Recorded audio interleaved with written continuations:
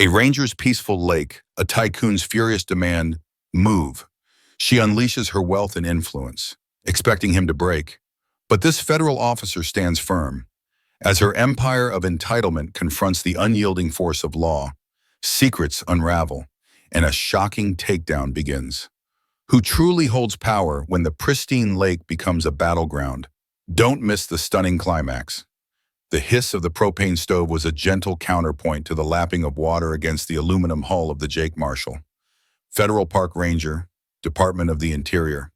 And you, ma'am, are currently interfering with a federal ranger boat. Jake Marshall, a man whose life had transitioned from the rigid structure of a Marine Corps platoon to the solitary officer in the performance of his duties on federally protected land. The change in Karen's demeanor was almost comical. Her eyes, which had been blazing with indignation, now widened slightly, a flicker of uncertainty dousing the flames. She peered stewardship of Northwood National Preserve, breathed in the crisp morning air. It was tinged with pine, damp earth, and at the badge, then back at Jake's impassive face for a moment. She seemed to be processing this, the faint, sweet scent of the blueberry bushes that clung to the rocky shoreline. His golden retriever, Buddy, lay at his feet, new, unwelcome information. But her ingrained arrogance was a powerful force. Federal Ranger, she repeated, her voice losing tail, thumping a contented rhythm against the dew-kissed grass where Jake had pitched his small, unassuming tent. This some of its shrillness, but none of its condescension. Well, that's unexpected. But it was his temporary outpost, a strategic spot on the southern edge of Crescent Lake, chosen to monitor early season boating activity and deter dozens. Change the fact that this setup is inappropriate. Surely, as a federal employee, you can find any overzealous anglers from disturbing the loon nesting sites further north. Just another day in paradise, a more discreet location. Perhaps further down the shore, away from civilized society. Jake shook his head. My bud, Jake murmured, scratching the bud behind the ears. Buddy responded with a happy sigh. His gaze fixed on the piece location is chosen for optimal oversight of this section of the reserve. Ma'am, it's not subject to your of bacon. Jake was carefully turning in the cast iron skillet. The tranquility, however, was about to be shattered. Aesthetic preferences or the convenience of the yacht club. He gestured toward his boat. The Pathfinder is moored. The first intrusion was auditory, the throaty growl of powerful engines, distinctly different from the usual putt-putt here for rapid response to any incidents within the preserve. From illegal dumping to unauthorized boating, or even assisting boaters in distress. Of fishing tinnies, Jake looked up, his eyes, accustomed to scanning distant tree lines for signs of smoke or distress. Karen's eyes narrowed. She was clearly unaccustomed to being told no, especially by someone she initially perceived as beneath her. This is ridiculous. I pay a significant amount in property taxes. My influence in this community is substantial. Rounding the far point of the cove, a vessel that looked more at home in Monte Carlo than on a federally protected Minnesota lake was making its ostentatious way towards the public access dock. It was a sleek, gleaming monstrosity of fiberglass. I will not be dictated to by some park attendant. I'm not a park attendant. Ma'am, and chrome, easily 40 feet long, its wake churning the otherwise placid surface of Crescent Lake into a frothy mess. Jake, I'm a law enforcement officer with jurisdiction over this entire national reserve, Jake corrected, his voice hardening, and yours jaw tightened. He knew who it belonged to, Karen Carmichael, heiress to a snack food fortune, owner property taxes. While undoubtedly substantial, do not grant you authority over federal land, this shoreline, up to the high water mark, of the largest, most ostentatious cabin, a veritable mansion, really on the lake's coveted is public domain. Under federal protection, he could see the internal struggle in her eyes, the ingrained belief in her own superiority warring Western Shore, while much of Crescent Lake was enveloped by the National Preserve. A patchwork of private inholdings existed, with the undeniable authority of the badge he represented. The regatta brunch, her social standing, her perceived control over her legacy of land, claims predating the preserve's establishment. The Carmichaels owned one of the largest environment. All were being challenged by this quiet, resolute man and his simple tent. I am giving you fair. He watched as the yacht, named the Empress, maneuvered clumsily towards the narrow channel leading to the dock warning. Mr. Marshall, Karen said, drawing herself up. A last-ditch effort to reclaim her dominance. You will. Its powerful bow thrusters overcompensating with noisy bursts. He sighed. It wasn't the boat itself that moved this encampment, or you will face consequences. I have connections, powerful connections. Jake met her gaze without bothered him. People were entitled to their toys. It was the attitude that usually accompanied it. He finished his bacon flinching. And I have a duty, ma'am, a duty to protect this land and uphold the laws, shared a piece with Buddy, and began to clean his breakfast things. The metallic scrape of the skillet against his camp that govern it. That includes from those who believe their wealth or status places them above those laws. He paused, then added, Now, if you'll excuse me, I have work to do. And I'd appreciate it if you stove grating slightly in the amplified quiet that followed the yacht's engine shutdown. He had work to do, a trail Todd lower your voice. You're disturbing the wildlife. He turned, a clear dismissal, and walked back towards Clear on the eastern loop, a beaver dam to inspect up Miller's Creek. He was a federal law enforcement ranger, his camp chair. Buddy trotting contentedly beside him. He picked up his coffee cup, acutely aware of Karen's furious, tasked with protecting natural resources and ensuring visitor safety within the preserve. Incredulous stare boring into his back. The silence stretched, thick with her unspoken outrage. Finally, with a sound that his authority here was clear. The crunch of expensive boat shoes on the gravel path leading was half-strangled gasp, half-indignant huff. Karen spun on her heel and stormed back towards the maniac from the dock, announced her arrival before she did. You there, Ranger, or whatever you call yourself. Jakered lawns of her lakeside property, her designer shoes digging angrily into the soft earth. Jake let out a slow breath. Round turned slowly. Karen Carmichael stood at the edge of his campsite, hands on her hips, her face a mask of affront when he thought upon, but he knew, with a certainty born of experience, that this was far from over. Karenid privilege. She was dressed in what he supposed was high-end leisure wear, cream-colored linen trousers. A silk blouse. Carmichael was not the type to accept defeat gracefully, or at all. The battle for Willow Creek Lake's shoreline had the color of a sunset, and enough gold jewelry to fund a small conservation project. Her perfectly coiffed blonde hair didn't just begun. He looked out over the tranquil water, the morning sun now beginning to burn off the last wisps of mist, to move in the gentle breeze. Ma'am, Jake said, his voice even, betraying none of the irritation he felt. Buddy, sensing the shift in atmosphere, rose to his feet, a low rumble starting in his chest. His sanctuary was under threat, not from poachers or polluters, but from a far more insidious force, unchecked privilege. The rest of the morning passed with a deceptive calmness. Jake went about his planning duties. The encounter with Karen Carmichael, a simmering ember in the back of his mind. He cleared a fallen pine from the hemlock trail, its fresh, resinous scent a welcome contrast to the lingering phantom of Karen's expensive perfume. Buddy, delighted to be on the move, bounded ahead, occasionally pausing to sniff at unseen wonders hidden in the undergrowth. As Jake worked, he couldn't shake the feeling of being watched. It wasn't the usual awareness of wildlife. This was different, more pointed, several times. He caught glimpses of a sleek, dark-colored drone hovering high above the tree line, its whirring barely audible above the rustle of leaves. It was too sophisticated for a casual hobbyist. He suspected it was Karen's eyes in the sky, a modern-day manifestation of her need for control. Later, while checking the beaver dam on Miller's Creek, he noticed a pair of men in a civilian motorboat, distinct from the usual fishing vessels, cruising slowly along the preserve's boundary line on the lake. They weren't fishing, They were observing, their gazes lingering a little too long on his position whenever he came into view. They had the look of private security, men who were paid to be discreetly intimidating. Karen was escalating, albeit indirectly for now.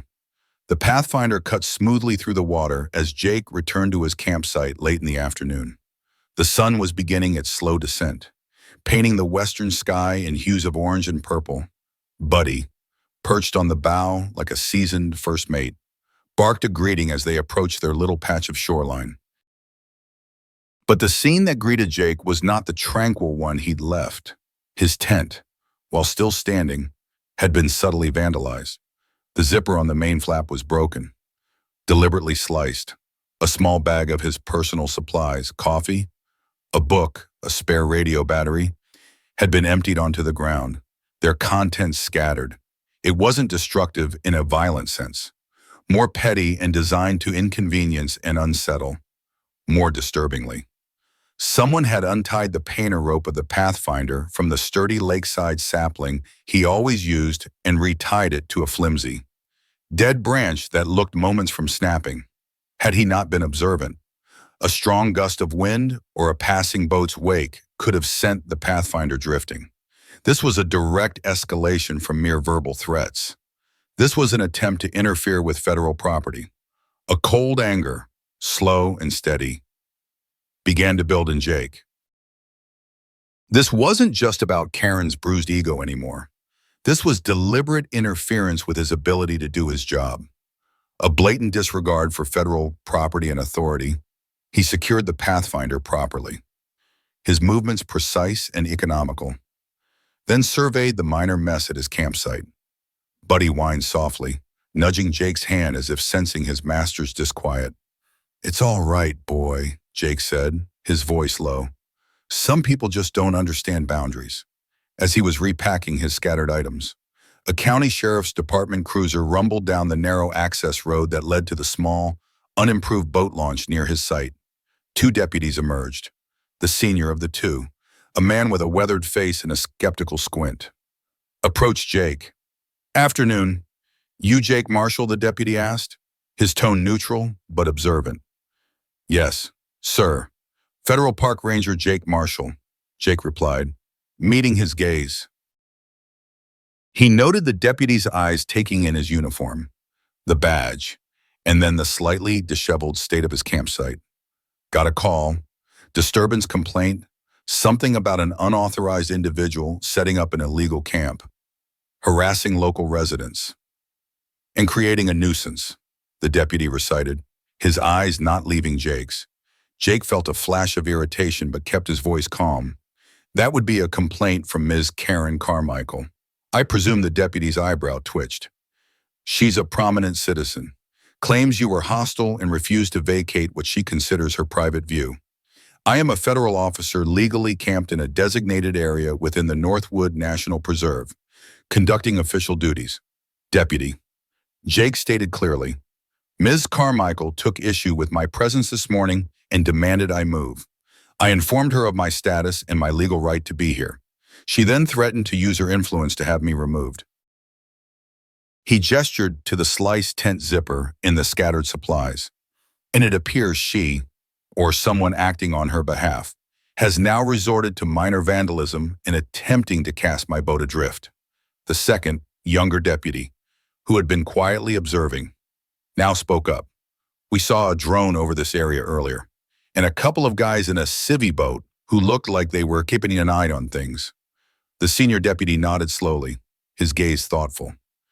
"Miss Carmichael does have her own security detail, ex-military types. Mostly." He looked back at Jake. "She also claimed your dog was aggressive." Buddy, who had been sitting patiently, thumped his tail once, looking up at the deputies with his typically friendly golden retriever expression. Jake almost smiled. "Buddy is a certified search and rescue animal, also trained for tracking. He's about as aggressive as a newborn lamb unless given a direct command to protect," which he wasn't. The senior deputy seemed to weigh Jake's words. Local law enforcement often had a complicated relationship with federal agencies operating in their jurisdiction, sometimes collaborative. sometimes strained by overlapping authorities or local politics. Look, Ranger Marshall, the deputy said, his tone shifting slightly, becoming more conciliatory. We have to respond to complaints, especially from someone like Miss Carmichael. She's persistent, and she knows how to make noise in high places. If you catch my drift, councilmen, the mayor, even some state reps are on her Christmas card list. I understand you have your procedures. Deputy, Jake said, but I also have mine, and federal law protects this land and my presence on it. Her attempts to intimidate me or sabotage my equipment are federal offenses. He deliberately used the term sabotage. The deputy held up a hand. No one's accusing anyone of sabotage just yet. Ranger, but messing with a federal officer's gear, that's crossing a line. We'll make a report. Document your side of it. The damage. He paused. Just so you know, she also mentioned something about filing a formal complaint with your superiors, claiming you were unprofessional and uncooperative. This was the twist, the escalation Jake had anticipated. Karen wasn't just content with local pressure. She was aiming higher, trying to undermine his career. She's welcome to do so, Jake said, his voice firm. My reports will reflect the situation accurately, including her initial belligerence and subsequent actions. I have body cam footage from our first interaction. Standard procedure for contentious encounters. He hadn't activated it at the start, as the encounter began abruptly, but had discreetly turned it on when Karen's tirade had escalated. He made a mental note to ensure it was uploaded and logged as soon as he got back to a secure connection at the main ranger station. The deputies exchanged a quick glance. Body cam footage. That often changed the complexion of, he said. She said complaints. All right. Ranger, the senior deputy said, with a nod. We'll note that. For now, try to keep the peace. We'll have a word with Miss Carmichael. Advise her to channel any further complaints through official channels rather than direct action. He didn't sound particularly optimistic about the effectiveness of that advice. As the deputies walked back to their cruiser, Jake knew this was only a temporary reprieve. Karen Carmichael had drawn her battle lines. She wasn't just fighting for her view. She was fighting for her perceived dominance over this piece of the world. And Jake, the quiet ranger who simply wanted to do his job, was standing directly in her path. The pristine beauty of Willow Creek Lake was now the backdrop for a conflict that was rapidly escalating beyond a simple dispute over a campsite. It was becoming a test of will, of authority, and of the reach of federal law against the arrogance of entrenched local power. He looked out over the lake, the setting sun now a fiery blaze. The drone was gone, as were the men in the boat. But he knew they, or others like them, would be back. Karen's next move was likely to be more calculated, perhaps aimed at his superiors. As the deputy had warned, his resolve hardened. He wouldn't be intimidated. He wouldn't be moved. He was a steward of this land, and he would protect it, and his right to do so, with the same dedication he'd brought to every mission in his life. The peace of the wilderness was worth fighting for, even if the fight was against a foe armed with wealth and influence instead of weapons. The following morning, the anticipated call came.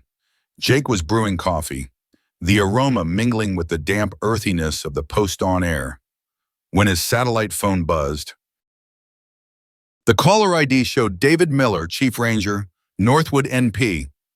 Marshall, Jake answered, his voice calm. Jake, it's Dave. I just got off a rather colorful call from Ms. Karen Carmichael, and about 5 minutes after that, an email from her lawyer CCing half the Department of the Interior, including the regional director's office. What in the Sam Hill is going on down at Crescent Lake? Miller's voice, usually genial, was tight with concern. He was a good boss, fair and supportive, but he also had to answer to the higher-ups, and complaints that reached that level, especially from individuals with perceived clout, were never welcome. Morning, Dave, Jake began, his tone professional. Ms. Carmichael has taken exception to my legally established presence here. She considers my campsite an eyesore and demanded I relocate. I informed her of my federal authority and the lawful nature of my deployment. She responded with threats and, subsequently, it appears she or her associates engaged in vandalism of my equipment in an attempt to tamper with the Pathfinder. He continued, methodically detailing the events of the past 2 days, the initial confrontation, the drone surveillance, the men in the boat, the damaged tent, the untied mooring rope, and the visit from the county deputies. He mentioned he had filed an incident report with the sheriff's office detailing the vandalism. Vandalism, tampering with a federal vessel, Jake. Those are serious allegations, Miller said. The initial agitation in his voice now tinged with a graver concern. She, of course, paints a very different picture. Says you were belligerent, uncooperative, and that your aggressive dog threatened her. Claims your campsite is a health hazard and a blight on the pristine nature of the lake. Sir, with all due respect, Ms. Carmichael's account is embellished to the point of fiction, Jake stated. Buddy was leashed and calm, as he always is unless his situation dictates otherwise. My campsite is cleaner than most picnic areas after a holiday weekend. As for belligerence, I remain professional throughout. I do have body cam footage of the initial encounter that will corroborate my version of events. I'm uploading my full incident report, including photographic evidence of the damage and a link to the body cam footage, to the system as we speak. There was a pause on the other end of the line. Body cam footage, Miller repeated, a note of relief entering his tone. Good, that's very good. Send it all through. I'll review it immediately. In the meantime, the regional director's aide is already asking for a preliminary response. Carmichael is apparently threatening to go to the press, claiming federal overreach and harassment of private citizens. I'm not harassing anyone. Dave, I'm doing my job. This sector has seen an increase in unauthorized shoreline development in violations of no-wake zones, particularly around the properties bordering the preserve. My presence here is a deterrent and for enforcement, precisely as outlined in our operational plan. I know. Jake, I know. Miller sighed. But people like Carmichael, they live in a different reality. Their money and connections often shield them from consequences. This could get ugly. He paused. For now, maintain your position, continue your duties, document everything meticulously, and I mean everything. Let me handle the political flack from this end. But Jake, be careful. She sounds vindictive, and people with her resources can make life very difficult. Understood. Sir, will do. After the call, Jake finalized his report, attaching the crisp photos of the sliced tent, the scattered supplies, and the dangerously retied mooring line. He uploaded the body cam file, clear audio and video of Karen's tirade, her threats, and his own measured responses. The evidence was irrefutable. Meanwhile, Karen Carmichael was not idle. She made calls to the local mayor, a man who had benefited from her generous campaign donations. She contacted the chairman of the county board, reminding him of her family's long-standing contributions to the local hospital.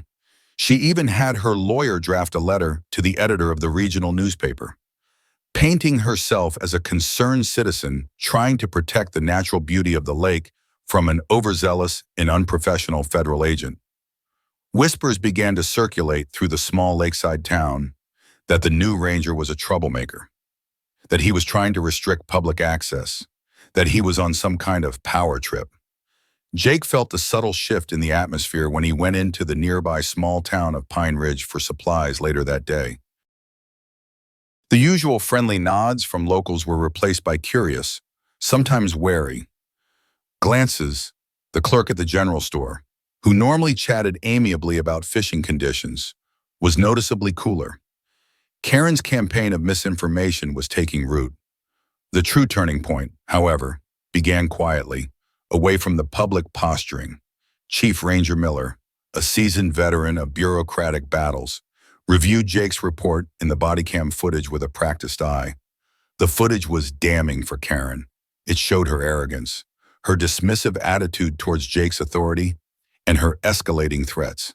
It also clearly showed Jake's professionalism and restraint under provocation. Buddy, the aggressive beast, was seen wagging his tail for half the encounter and then sitting calmly by Jake's side. Miller then made a few discreet inquiries of his own. He had contacts within the state's Department of Natural Resources and the county planning office. He learned that Karen Carmichael's extensive new dock and boathouse complex, the one she claimed Jake's tent was spoiling the view of, had been built with several questionable permits and was rumored to extend further into the public waterway than legally allowed. There were also whispers of unaddressed environmental concerns regarding runoff from her manicured lawns, which were excessively fertilized. A new picture began to emerge. Karen Carmichael wasn't just an entitled wealthy woman annoyed by a ranger's tent. She was potentially someone with things to hide. Someone who was used to bending rules and expected the world to cater to her. Jake's sudden, uncompromising presence was a threat not just to her view, but possibly to her unimpeded, and perhaps not entirely legal enjoyment of her lakeside domain. Miller called Jake back late that afternoon. "Jake, I've seen your report in the footage. You handled yourself by the book. Perfectly. The footage, frankly, makes Miss Carmichael look like a caricature of entitlement." There was a new steel in Miller's voice. Her complaint to the regional director has hit a bit of a snag now that they have my preliminary findings and a link to that video. Turns out, our regional director has a particular distaste for people who try to bully federal officers. He continued, "Interestingly, I've also heard some rumblings that Miss Carmichael's own lakeside setup might not be entirely compliant with state and local regulations. Nothing concrete yet, but enough to suggest her aggressive stance against you might be a bit of a smokescreen. Perhaps she's worried about having a federal ranger paying too close attention to her stretch of the shoreline." This was the revelation Jake had sensed was coming. Karen's disproportionate rage wasn't just about aesthetics. It was about control and, quite possibly, about deflecting scrutiny from her own activities. It would explain the intensity of her reaction. Jake mused. "She's used to uncontested authority in her sphere." "Precisely." Miller said, "Now, this doesn't mean she'll back down. People like her rarely do. They just double down or shift tactics. But the ground has shifted. You have the full backing of this office. Jake, continue your mission. Enforce the law. And if Mrs. Carmichael or her associates so much as breathe on your equipment again, or try to intimidate you, you call me directly, and we will explore all available federal charges, including interference with a federal officer and witness intimidation." The power dynamic had subtly but significantly shifted. Karen's initial offensive, based on bluster and influence, had been met with documented facts and the quiet machinery of federal due process, while she still wielded considerable local power. Her attempt to discredit Jake at a higher level was backfiring. Jake felt a quiet sense of vindication, but also a heightened awareness. Karen, cornered, might become even more unpredictable. The fight for Willow Creek Lake was far from over, but the ranger was no longer just on the defensive. He now understood the deeper currents beneath the surface of the conflict. The days that followed were charged with an unspoken tension. Karen Carmichael, having learned through her lawyer that her formal complaint was not yielding the desired effect in fact, questions were now being raised about her own compliance with environmental and zoning regulations, grew increasingly agitated. The polite but firm communications from Chief Ranger Miller's office, stating that Ranger Marshall was acting within his full authority and would continue his duties, were like stones in her expensive shoes. Instead of retreating, Karen chose to double down, her arrogance blinding her to the precariousness of her position. She organized a community protest at the public access point near Jake's campsite, ostensibly to reclaim our lake from federal overreach. It was a small, somewhat pathetic affair. A handful of her yacht club associates, looking uncomfortable in their designer leisure wear while holding hastily made signs with slogans like "Our lake, our rules," and "Bureaucrats go home," milled about under Karen's increasingly strident direction. The local press, whom she had eagerly invited, sent a junior reporter and a photographer who seemed more interested in the scenic backdrop than the protest itself. Jake observed from a discreet distance, his body cam recording. He continued his patrols, his presence a calm, unwavering counterpoint to Karen's manufactured outrage. Buddy, ever loyal, remained by his side, occasionally thumping his tail, oblivious to the drama his master was embroiled in. The drone made a reappearance, buzzing more aggressively now, sometimes dipping lower than legally advisable over the preserved land. A clear act of provocation, Jake meticulously logged its flight paths and proximity. The true climax, however, didn't come from the protest or the drone. It arrived with a team from the State Department of Environmental Quality (DEQ) and a county zoning enforcement officer, Chief Ranger Miller. He armed with Jake's meticulous documentation in his own preliminary inquiries, had shared his concerns with the relevant state and local agencies. He hadn't needed to push hard. Karen Carmichael's high-handed reputation and the rumors about her property expansions had already put her on their radar. Jake's situation merely provided the catalyst for official action. One sunny afternoon, as Karen was attempting to rally her dwindling group of protesters with a megaphone, two official-looking vehicles pulled up. Out stepped three individuals in DEQ jackets and one in a county uniform. They bypassed the protesters and walked directly to Karen. "Ms. Karen Carmichael," one of the DEQ officials asked, his tone polite but firm. "We're here to conduct an inspection of your property regarding potential shoreline violations, unpermitted structures, and possible unmitigated runoff." Karen's face, already flushed from her megaphone exhortations, turned a shade paler. "Inspection? What on earth are you talking about? My property is perfectly compliant. This is harassment. It's because of him. Isn't it?" She jabbed a finger dramatically toward Jake, who was observing the interaction from the edge of the preserved boundary, maintaining a professional distance. "We are acting on independent information in a review of permits, ma'am," the county zoning officer stated. "We have reason to believe there are discrepancies between the approved plans for your dock and boathouse and the existing structures. We also need to assess the impact of your shoreline landscaping on the public waterway." The ground visibly shifted beneath Karen's feet. This wasn't a ranger she could try to bully or a local official she could easily influence with a donation. These were state and county regulators armed with building codes, environmental statutes, and the authority to levy significant fines and issue stop work or demolition orders. Her powerful connections were suddenly less effective against the clear letter of established law when it was being impartially enforced. The next few hours saw Karen's carefully constructed facade crumble. The DEQ officials, using measuring tapes and GPS locators, determined that her expansive new dock extended a full 20 feet further into Crescent Lake than her permit allowed. The boathouse, a grand two-story affair, was found to be significantly larger than approved and built too close to the protected riparian zone. Soil samples taken near her meticulously manicured lawn, which sloped directly to the water, showed alarmingly high levels of nitrates and phosphates, consistent with excessive fertilizer use, a direct violation of lake protection ordinances designed to prevent algal blooms, the junior reporter, sensing a far more interesting story than a minor protest, eagerly documented the proceedings. The photographer snapped pictures of the officials taking measurements, Karen's increasingly distraught expressions, and Jake Marshall, standing calmly in his ranger uniform, a symbol of the quiet authority that had inadvertently triggered this downfall.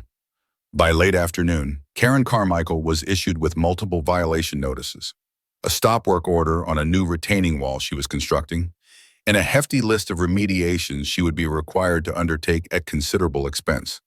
The threat of daily fines for non-compliance was substantial. Her Empress yacht, moored at the illegally extended portion of her dock, would have to be moved. The perfectly sculpted shoreline, maintained with chemicals, would need to be replanted with native vegetation to create a buffer zone.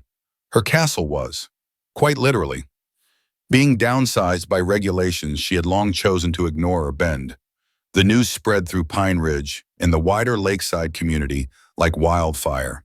Karen Carmichael, the self-proclaimed queen of Crescent Lake, had been brought low not by a direct confrontation with the ranger she so despised, but by the impartial application of the very laws she believed didn't apply to her.